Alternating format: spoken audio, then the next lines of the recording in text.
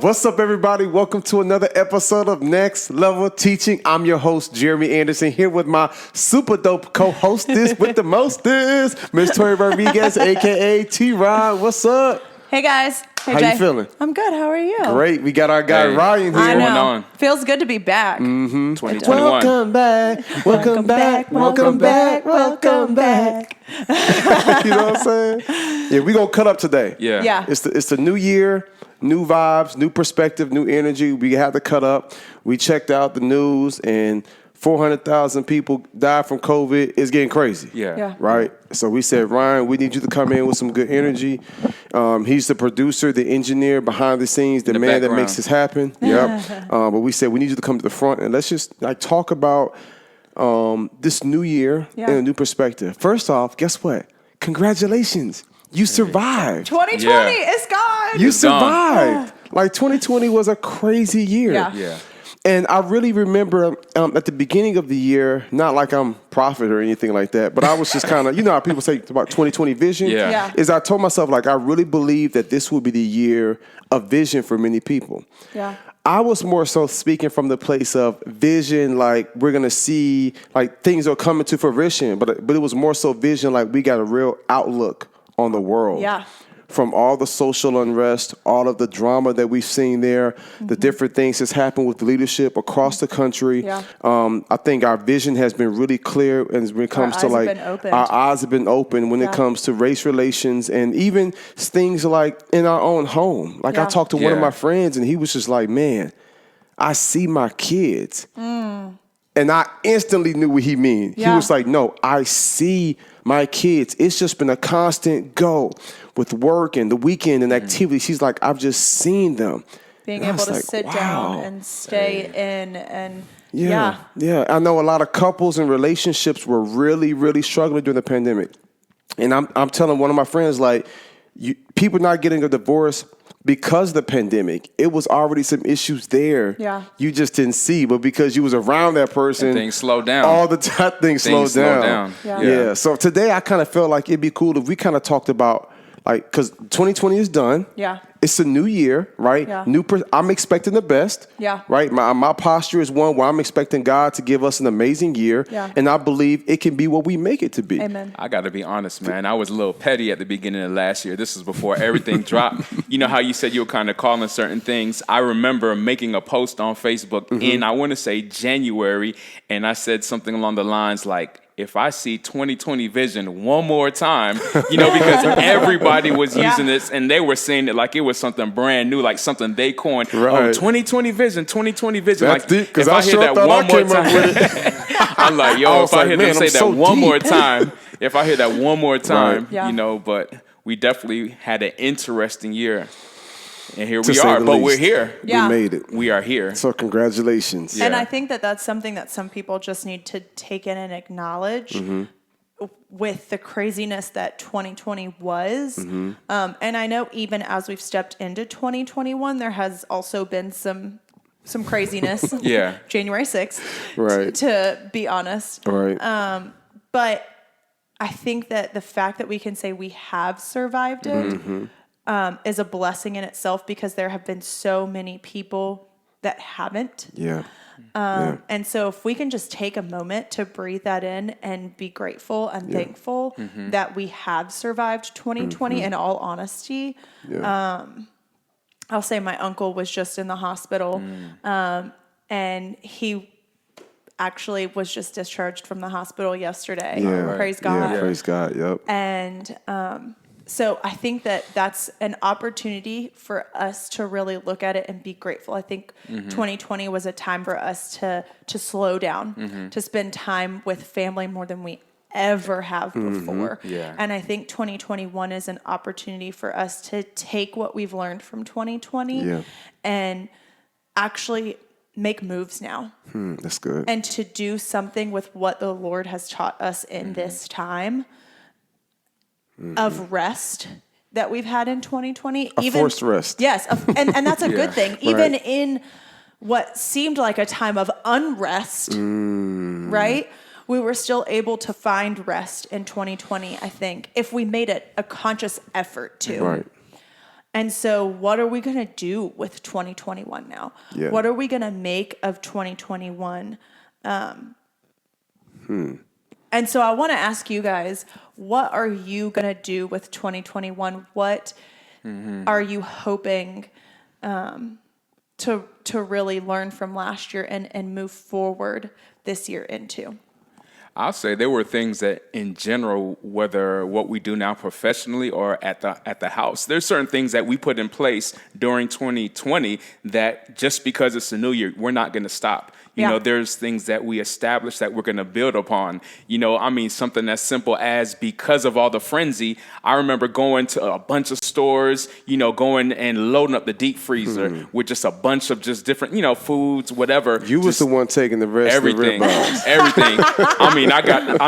It's funny. I went in my freezer and I have like cartons of the almond milk. You probably wanted some for Jackson, but I bought it. Facts. Tracy went to the Kroger yesterday and was just like, oh my God, they're acting crazy already. It's no more almond milk. Yeah. I'm like, really? Not even Silk? Like, she was like, no, smart. No, it's like, no more almond milk. I was like, okay, wow. She's like, only the banana flavor. And I was like, oh, who wants that? But, you know, we stock things up, but there's things that we just put in place, you know, during 2020, you know, leading forward, but we're going to build on it. So those are things that will be resources or just mindsets that we'll have from 2020. How much tissue you have? Forward. And be honest, Ryan. I had a good amount. I had a healthy dosage, supply, whatever you want to call it, toilet tissue. All of it went. But it's crazy, like that morning where it felt like the world stopped. It was March 13th or whatever day that was. I remember like I went to the gym and something told me, I guess it was a spirit, say, get some toilet tissue, Ryan. Really? And it was like 6 something in the morning. I'm not just saying that. I went across to the Kroger across the street and I got 2 12-packs. I'm sorry. Normally I don't even buy the large ones, but you know, it was that same day, and I remember I got the toilet tissue because I just heard a buzz of stuff going down. And as I went through the day, I remember I went to the barber, and I'm sitting there, and I'm like, they closed down this county. They closed down this county. I'm calling my wife. She's a teacher. Yep. And I'm like, they closed down your county. And I just remember as I sat there, it was just like stores just went crazy. School shut down. And I remember I had my standing appointment at the barber on that. And you know, once that date hit and I got that fresh cut, I didn't get a cut for months. I know you didn't. You were wearing a hat. You were looking crazy. And the funny thing was my son kind of grew out his hair and he started to feel himself a little bit in school. So that was that day. I'm like, oh, you know, you think this certain way. So I went and got him like that more of a little buzz cut, you know, just to humble him just a little bit. You savage. And it's like he got the last laugh because he got that low cut and, you know, he hasn't been back to school since. So now his hair done grew back. You know, we don't have an issue with his hair, right. But we had to find something that kind of got him. Did you ration the tissue in the house? Like 2 rolls per white? Nah, we were living large, man. We had the toilet tissue, you know, double up. I double up. Yeah. You know, for me, seriously though, I think that I'm going to do a better job of shifting my perspective and controlling my thoughts. Yeah. Like I've read it in the book. It says to think of whatever is true, whatever is pure, whatever is lovely, whatever is noble, whatever is kind. I want to really, and I typically tend to see the best in people, but I don't plan on assuming this year. I don't plan on taking things personal. Yeah. I'm not playing the victim this year. I'm a victor. And I'm going to really control my thoughts and really shift my perspective. We talked about that this morning, I think, on the line. I'm going to really be intentional in looking at a situation and finding the good and the beauty in it. Yeah. Right? So when it says count it all joy when tests and trials and things have happened, like I'm going to find the beauty. For instance, I've been doing it in the small areas of life, and it flows over into the bigger areas. So those of you, I think you know about our truck, what happened to one of our trucks. So those of you that don't know, we own a next level trucking company, right? And so we've got a couple of 18-wheelers on the road, and one of our trucks actually got totaled on 400, which is a pretty major highway here in Atlanta, 4-lane highway. And when we first heard, my first question, of course, is the driver okay? They were like, yes. I'm like, okay, great. Because we're a family company, you know what I'm saying? And so we're connected like that with all of our drivers. And you know what I'm saying when I say that. And so the driver's okay. I'm like, okay. What other vehicles were involved? They were like, none. Yeah. My hands went up. Hallelujah. Like, hallelujah. You know what I'm saying? Like, it could have been so much work. And then when I saw the video, did I see the video? No. I got to show you the picture, video. Oh, you didn't see the video either? Okay, let me just show you the video real quick. Even though you all can't see the video, at least you'll be able to see their reactions. Now, you know how busy 400 can be. Yeah, because I live off of it. Okay, right. That's where I live. So imagine that. This is where the truck hits the wall. And so I'm sharing this with you all, our listeners. Watch the cars go by. He has no control here when he hits the wall. 4-lane highway in Atlanta, one of the biggest and busiest cities, right?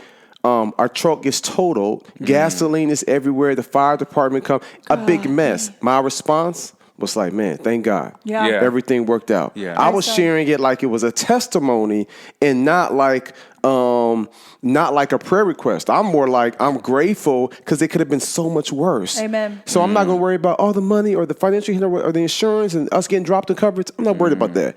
I'm grateful nobody else got hurt. I'm grateful our driver walked away with a scratch. I'm grateful there were no other vehicles involved in the accidents. Like I'm find ways to be grateful. You know what I'm saying? In the big and the small things. Me and Tracy ordered some food Saturday night. The food came like an hour and 40 minutes late. By the time they came to the front door, everything was cold. But I'm like, hey, at least I had the $22 to be able to get the food. At least I have a microwave to warm the food up. Amen. You know what I'm saying? I just told myself in 2020, I will do my best not to complain. And I will really try to shift my perspective to the situation because there are other people that's wishing and praying for the very thing I'm complaining about. Oof. Yeah. We definitely just as a household just focused on the plus side of us being in, like I've been saying the whole time, we're not trapped at home.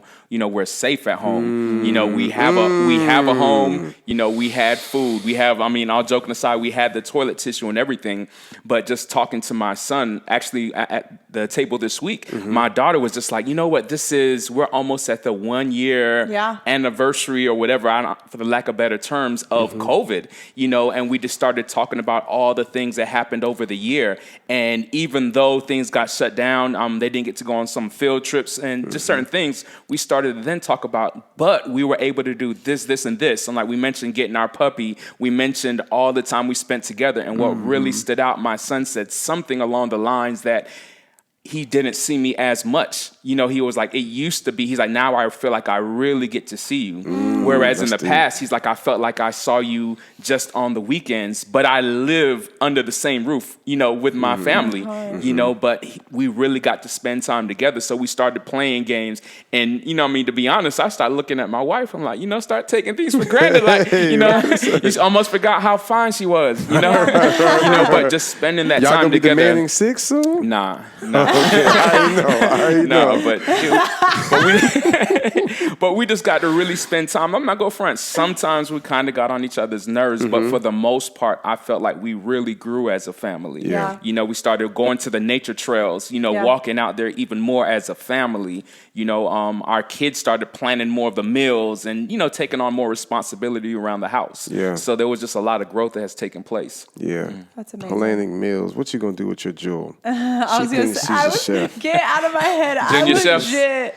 Legit just thought, Jewel over here planning all these meals. Yes. When are we going to get this girl on MasterChef Junior? Well, she wants that's one of her dreams. Okay, good. And then Kids Bop. Oh yeah, she wants to really be a Kids Bop or Chopped Junior.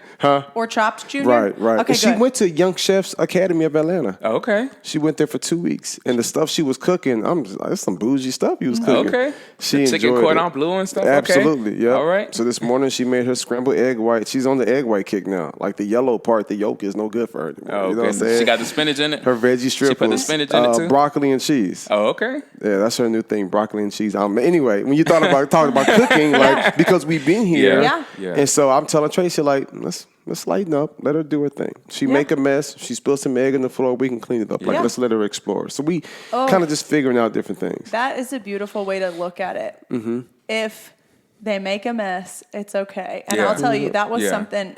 Getting a new puppy, going to my mom's house when I was there for 5 days, I guess, almost a week for Christmas time. I have this brand new puppy. I mean, she was 6-7 weeks old, brand spanking new. Ready to poop and pee everywhere. Everywhere. And I was so afraid of it. And my stepdad was just like, we can clean it up. It's not a big deal. Let her explore. Let her have fun. It's okay. Wow. And that just, to me, what you just said about Jewel is so true. And so I think it's something that we can all take into our lives in general is we're going to make messes in life. And that's okay to make a mess in life sometimes, because some of the most beautiful things and some of our greatest learning experiences come from imperfection and come from the mess that's made in life. I was just about to say that, just thinking about being in the classroom. You know, I allow them at times to make a mess in the classroom. I guess that's one of the benefits of teaching science. You know, and every now and then it would be in good sport. I may have a teacher from across the hall and next door like, what are y'all doing in here? You know, because I allow them to quote unquote make a mess. It could be something as simple as I may show a brain pop video or something that has multiple choice questions, but I labeled my walls A, B, C, and D. You know, so I may ask them a question, have it up on the board, and if they thought it's B, so you got kids running across the classroom, you know, run it over here if they think it's B, run it over here if you think it's C, and then, you know, they're talking back and forth, and, oh, you got it wrong, but okay, but why did you get it wrong, or why did you choose this? But I allowed them to, quote unquote, make that mess in the classroom. My administrator and I were having my mid-year, and it's so different this year, especially with us teaching concurrently. So it's really hard to do some of those things because you have to, with contact tracing and, you know, social distancing and whatnot. He done killed that little 6 foot. But I mean, I enjoy a loud classroom. Like you were saying, letting kids talk across the class and whatnot. That's how students learn and grow. That's how they have fun in there. And so I'm trying to figure out how to make that happen again in this concurrent space right now, as we're coming back to this new school year. How do I change things? How do I become a better teacher in the situation that I'm in? I'm in what I'm in. It is what it is.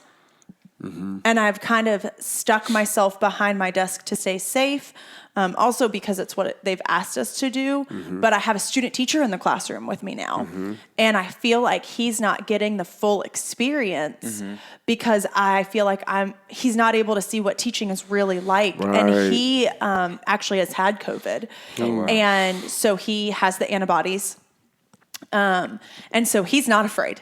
He gets out there and walks around, and it's made my heart so happy for my students as well, because I don't have those antibodies. And so I'm still trying to keep myself safe so that my students can continue to have the best education I can give them possible with me being in the classroom.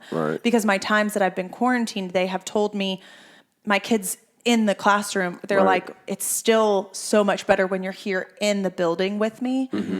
And so I'm trying to stay safe for them, but to have that opportunity for my students to get more from my student teacher even has been such a blessing. So to be able to quote unquote make some of those messes and we've already had some days in the classroom where it's felt really messy because he's at the board, like physically at the board, which I haven't been at the board all year because everything I'm doing, it's been in like present screen mode, and I've been writing on a tablet. So I haven't physically been using a dry erase board all year. And so he's been up there writing at the board and touching stuff. Yes. And which makes me a little nervous and whatnot, but he's so comfortable with it. Cause he got the antibodies. Yes. And I love that. And, so he's up there teaching the face-to-face kids. And then I just had to laugh at how it sounds. Like, he got it, so I love that. It's so good, though. And I'm able to really work a little bit more one-on-one more with the online kids. And so we're able to tag team in with that. Good. And so it's been such a beautiful experience. And I'll tell you, I'm going to be very honest and kind of put some of his business out there, but he struggled last semester because he was virtual. He was student teaching virtually last semester, which is so hard. For those of you that are at home teaching online at all times and you're not in the building, but it's even more difficult when you have kids that are in the building, but yet you're online. And so it's been so good. And I've had some of those proud mom moments with my student teacher even, and the few days that we've been back in the classroom watching him. And so he's even shifting my perspective and pulling me back out to help me realize, okay, this is where we are.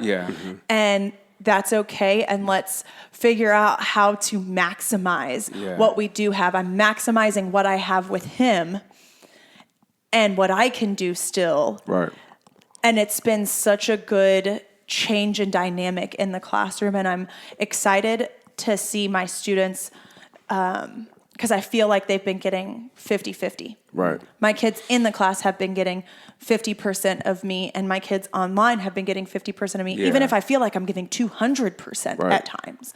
And so now I feel like everyone can get 100% now because they truly are getting 200% with me and my student teacher. That even takes us back to the new perspective. Yeah. You know, just moving forward, the reality is schools will open back up. You know, the vaccines are out there, regardless of how we feel, it's out there. Yeah. And schools will eventually open back up. But what has taken place during lockdown, you have some teachers, for the lack of better terms, that have been dinosaurs. You know, it's like they don't really use technology, but and you know, forced to, I mean, everybody uses technology when it comes to our students. So I mean, you know, my children at home have been using Flipgrid and making videos and learning for science. They're doing plate tectonics. So they got graham crackers representing the crust and have to make these little videos. So it's just like, the classroom got a jump start. Yeah. You know, we got a little boost forward. Like, it's time to use more technology. There were some people that were stuck using their old school teaching methods, but now it's like we have to incorporate some of these things for the new students. We're past sit and get.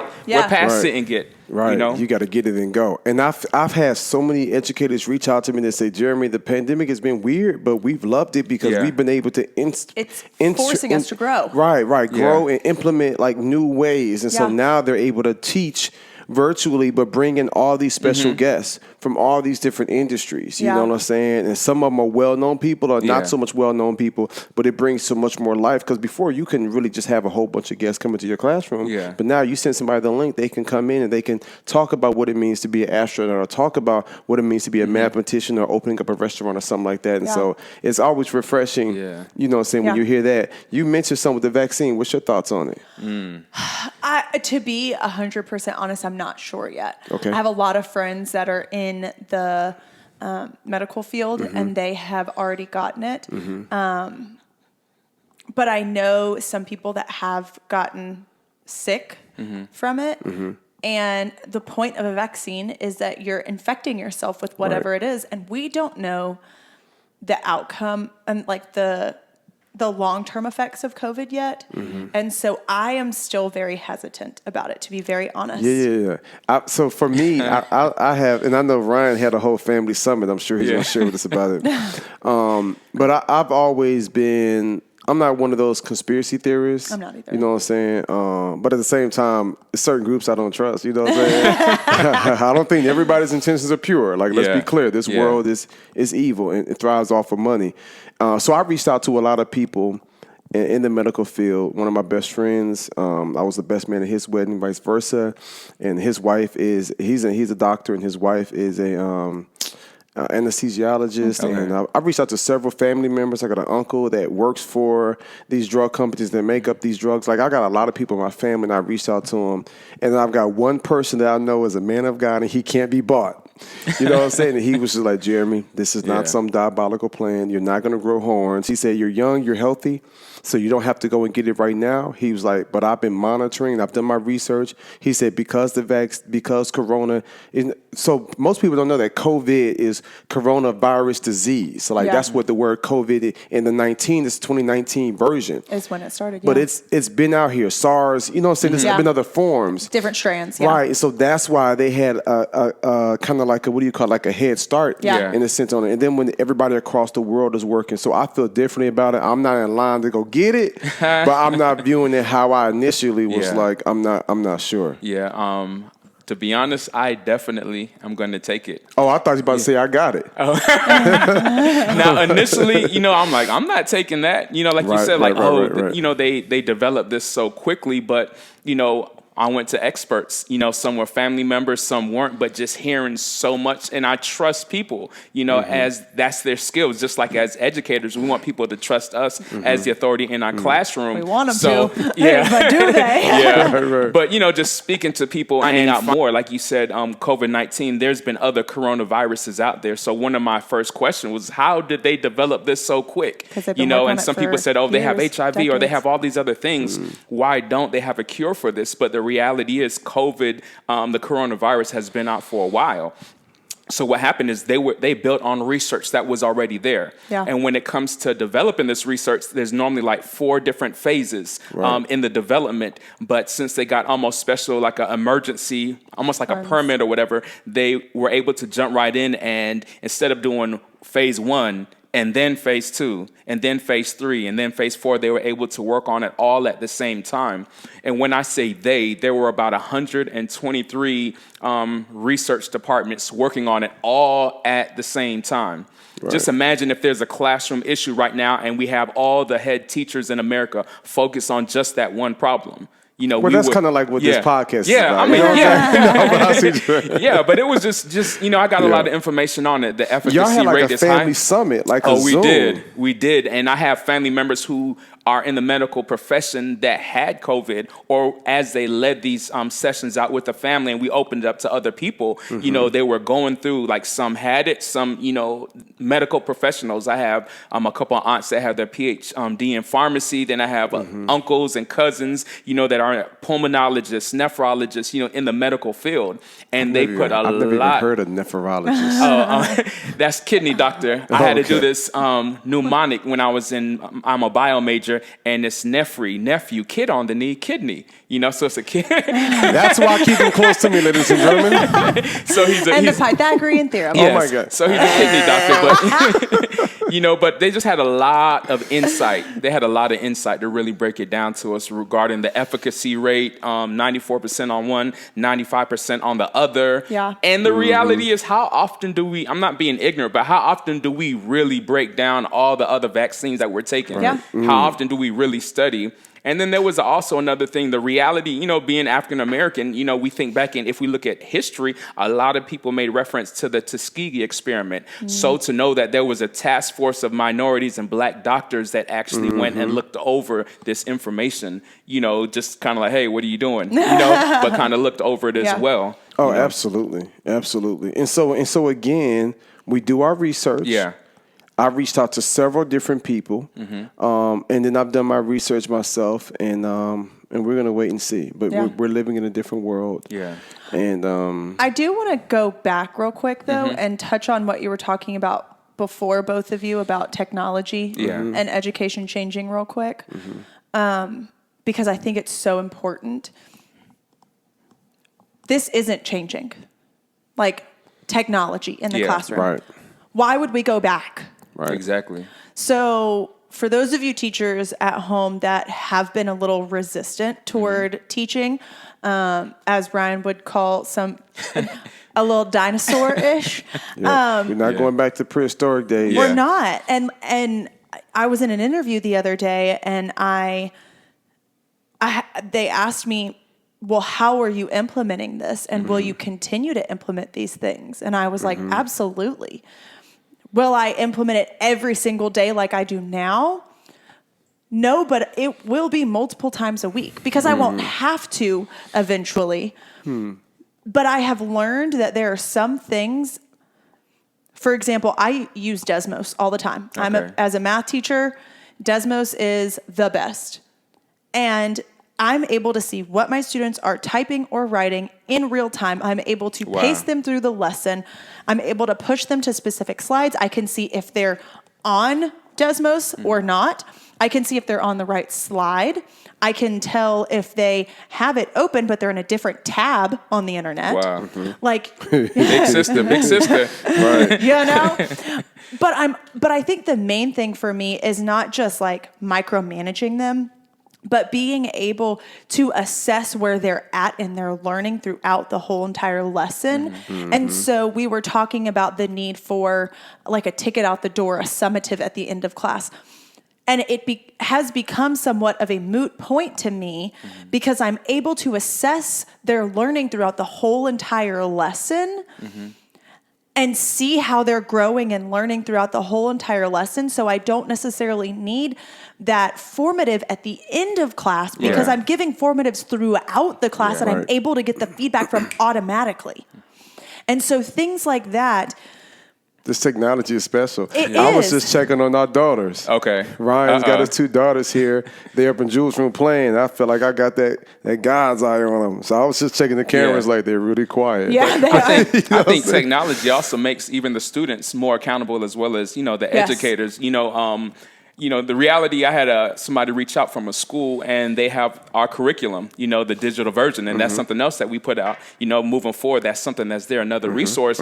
But, they had some questions on the administrative portion. And I kind of just, went online and checked a couple things, went over some things with them. And she loves it because now she could go in and see, exactly which student logged in, how long are they on, which lesson did they, what percentage of the lesson did they go through and everything. So it's more accountability as well. And that's something that we're taught as teachers is that we are supposed to be the facilitator. Exactly. And it's their job to do the learning.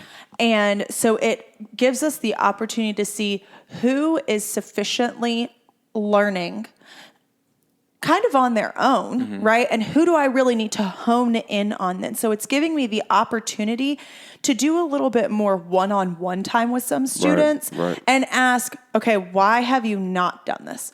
Why are you still on slide 2 instead of slide 10 like everyone else? Is it because, we don't have this this intrinsic motivation? Or is it because we're not understanding the content and so we're stuck? Is there something going on at home? It makes me realize, okay, I need to go talk to that student one-on-one. And so I think that this idea of a flipped classroom, which we've talked about for so long in education, is finally coming to fruition. And it's such a beautiful opportunity through things like Flipgrid, Edpuzzle, allowing students to do some of the learning on their own and us give them what they need. But then if you're fine without me right now and you're learning this without me, great. Let me go then focus on someone else who isn't. And so that question that we have as teachers is, when do I have time to pull small groups? When do I have time to get to know students one-on-one and feel like I'm not giving up the curriculum? This is giving us the opportunity to, if we choose to use the technology in a proper way. And if we train our students, that's the thing. We have to be willing to train. And we talked about that messiness, earlier. We have to be willing to know that it's going to be messy in the beginning. It's going to flub some. Students are going to push back. I've been trying to crate train my dog, my puppy. Talk about it. That barking at 2 o'clock in the morning. Or when I go upstairs to take a shower, right? Yes. Trying to break me. Same thing with these students. They're struggling sometimes to get on board with us on what we're wanting them to do and owning their learning. But once we show them that this is what it is and this is actually a good thing, just like how dogs eventually find that crate as their home, as their comfortable place, right? It's where they want to go eventually. Students will learn the same thing in this technology that we're giving them because it's such a good opportunity. Yes, it's maximizing their learning opportunity and how we're able to help them. So that's good. So one of my friends just had a dog. It's probably been about 9 months now. German Shepherd, nice sized dog now. CJ. And got a huge crate. But because as a young child or a puppy, they played so much and ate in there and everything, it's not like punishment. So when it's like when the kids get on the dog's nerve, the dog's like, Yeah, I'm in my crate. I'm chilling. And so I think that's a good parallel. And don't none of y'all act weird saying you're relating our kids to dogs. No, I'm like, stop that's it. not. You know what I'm saying? Don't come barking up this tree. Because my dogs are my children. Because my dogs are my children. There we go. And my students are my children There as we well. go. I see them on the same Facts. level. And that's not saying that the kids are dogs once again. Yeah, you Put them in their crates. deeper there. Put them in their crates. You went deeper there. But what are we really saying? Like, there's something special about creating an environment where those kids want to be there. Mm-hmm. And I think the technology that we have holds them accountable, but now they're more locked in, and it can be fun. It can be liberating. You got to find ways to make it creative. Yes, absolutely. they like technology. Yeah. Like, they food heavy. Let them. So, you want to use things like Flipgrid for your kids. Great. Yeah. But I did it at the beginning of the school year, and I've done it a couple of times throughout, where they have an opportunity to create a video to show me who they are, to talk to me, because it is hard, especially with some of our digital kids, to get to know them because you don't have that like transition time where you're standing in the hallway talking to kids. And so it makes it a little bit more difficult sometimes to actually form a relationship with some of your kids. So I'm letting them create videos to do that, to talk to me a little bit about who they are. That's good. And so I told them, you can use Flipgrid, sure. If you want to use TikTok, hey, there we go. Make a TikTok video. Right. You want to use Insta Reels and save it and give it to me? Whatever it is, use the platform that you're good at. And so if we give students an opportunity to choose. Yeah, that liberty, Then it allows them to feel like, oh, I can use things that I already know how to use, like TikTok, to show you about plate tectonics. Yeah. Please tell me how amazing TikTok could be used for education, because it's such a quick snip. And we use TikTok for things like all kinds of tutorial videos on how to cook, how to knit, how to whatever, right? So why can't we use it for education? Yeah. Why do we not allow students to use things that they already know and love? Right. And make it fun with. Absolutely. Yes. They're going to be on there anyway. Exactly. Yep. That's the thing. Bust the book open challenge. Let's get it. Yeah. Come on, bust down. I mean, I have not seen my kids on cell phones in class because they don't need to be on their cell phone because they're on their computer all the time, and they can still get onto all those things. Right. And so are we making our lessons engaging enough to where they don't want to be on those things and they want to be engaged with us, and we have that opportunity? Yep. Absolutely. We do. Yeah, that's good. So I like that because we're shifting the perspective from, as opposed to complaining about 2020. Yeah. It is what it is. What beautiful things can we find in the current climate position that we're in, right?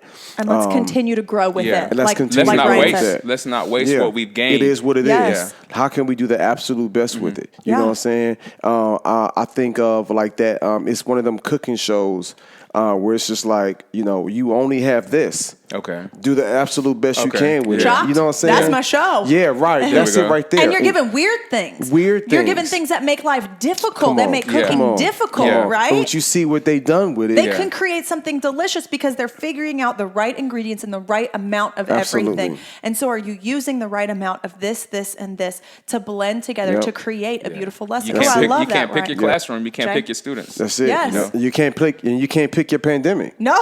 You know what I'm saying? Like, for real. And so, and if you look at some of these top shows that's out here, like Chopped, Undercover, Millionaire. I don't know if y'all ever seen that show, but they drop these billionaires off in these cities, only $100, and they got so many days to make $100,000 or $1 million. Like, they take whatever they can, they work with what they have, and they build it up. And you watch these shows on HGTV. These people are buying these broke down, run down homes. They're like, okay, what can you do with it? Yeah. And so I think this should be the season of saying, okay, America, you know what I'm saying, overseas, I know we get love from all these different countries across the world, and we appreciate that. Like, what you gonna do with it? Yeah. The and world is going to embrace it. The world is going to deal you a hand. You know what I'm saying? When I play spades, I'm the type of spades player. Like, I'm not going to complain. Like, oh, I ain't gonna. I'm going to do the best I can with what I have. And so let's just wrap it up with going around and sharing what we're most looking forward to in 2021. We'll go with you, Ryan, you, Tori, and I'll close us out. To be honest, I am looking forward to getting back out there. I'm looking forward to getting back out there. Things just opening back up, but I just know overall my family's closer now. You know, I know that there's things that I learned about myself. There's things, I mean, I have a whole new, even a deeper appreciation for my spouse. Like now I'm ready to get out there. I'm ready to go see the world now. Yeah. You know, I had some friends came back from Tahiti and Bora Bora. I'm like, that wasn't even on my radar. But hey, I got to take my wife there. You know, so definitely make the most out of, you know, taking what we grew from and really applying that. I love it. I love it. What you looking forward to out this year? I think for me, it's growth. I feel like I rested a lot last year. And to be honest, once school started, I really struggled. I really struggled a lot. But I'm ready to grow. As did millions of other educators. Absolutely. For sure. And I know that, but I think it was just because I did so well during my actual like quarantine in March, April, May. I did so well. I felt like I was living my best life. I was working out all the time. I felt like my online teaching was great. I had this great relationship with my father. And so I feel like I got very stagnant in August, September, October, November, December. And so I'm ready to grow again. I'm ready to step out, not necessarily like physically step out into the world, because I'm still being very cautious about COVID, but being willing to step out of my comfort zone a little bit more. I know having a puppy is a lot of growth. It's going to grow me again in discipline. Grow your patience. And I think I want to get disciplined again. I feel like I've lost a lot of that discipline that I had worked so hard at. And so I think I'm ready for some of that again, and I'm excited for it. And I know that it's not about what I feel. Because discipline, you don't want to work out. Right. You don't always want to work out. But once you actually start to work out, then you find that. So it's about staying out of my feelings and just knowing the truth of what is good. That's good. So I can speak to that too, and then I'll share my piece. You know, my thought on discipline, I was on this heavy in 2020, and I'm going to carry it with me this year, is that the most successful people in the world are not the most gifted. They're not the most talented. They're not the smartest. It's those who are the most disciplined. So I think that word you have there with your need for more discipline is key. You know, I have a few friends of mine who are trainers, and they say that when your body's exhausted, on those days where you're like, you know what, I don't feel like doing it, those are the days that your body most needs it because you're going to burn more. Now, of course, you really burn. The fat actually physically burns when you're asleep, which is the importance of getting proper sleep and getting that good REM sleep. But it benefits you. It benefits you more on those days when you don't want to do it, which is why those who push through it and stick with it, discipline, not operating off their feelings, but off of facts. What's the fact? I want to do this. I want to accomplish this. It's possible. It's not going to be easy. But I think when we have that mindset, we've seen some crazy things happening in the country today, a whole bunch of divisiveness. They operating off of feelings. Feelings, they never did nothing to for my family. Feelings, they never did nothing in my bank account. Feelings, they never did nothing for our company. What are the facts? What are the principles? What are the disciplines that we have to have in place? And so you talking like that, Tori, you about to go to that next level. Facts. Well, I'm looking forward to touching the people. It's been cool speaking virtually, setting the camera up, the little microphone. That's cool. Ain't nothing like high-fiving some kids. Now, I probably ain't going to high-five them until 2022. You know what I'm saying? But give them a little fist bump. High fives, but I do miss the travel. I do miss the connection with the people.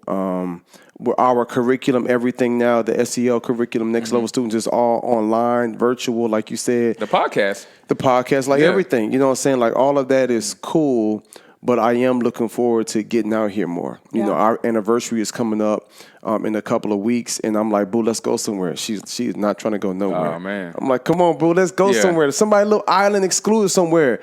I'm like, what if we hit like a little jet? She's like, maybe. I'm like, okay, you killing me. You know what I'm saying? Like, she ain't trying to go nowhere. So I am looking forward to us being able to be free. You know what I'm saying? Right when we moved into our home, the pandemic hit. Bro, I'm supposed to be probably 18 parties in all by types now. Of dinners, everything. You know, you feel me? Like, the Sabbath boys, like, we ready. But Tracy, like, like even the people that we bring in podcast wise, it's like people I trust that ain't finna be out here Wilding frivolous. out. And like y'all the rest know, of Atlanta. right? Yeah, the city wide open. So anyway, so I'm looking forward to getting out here more. But until then, I'm going to find innovative ways to live a life of purpose and add value and make an impact. Amen. And when the world opens up, we'll be ready. Oh yeah. Yeah. Oh yeah. We'll be ready. So Ryan, man, we appreciate you rocking No in doubt. with us. I'm always Tori, as usual. It's amazing. Y'all leave us a review. Stop playing. Yeah. 5 stars. 5 stars. Let's get it. Show us some love. You know what I'm saying? Yeah. Send us some reviews. Let us know. Write us a review. Follow us on Instagram. What is it? At one Next level teaching. Yeah. Yeah. And show us some love. All right, guys. We're so grateful to have you on, and we will see you guys next time. Yeah. We're glad to be back. Yeah, we back. Oh yeah. It's gonna get good too. Get ready. Season Let's 2. go. All right. Peace. Bye.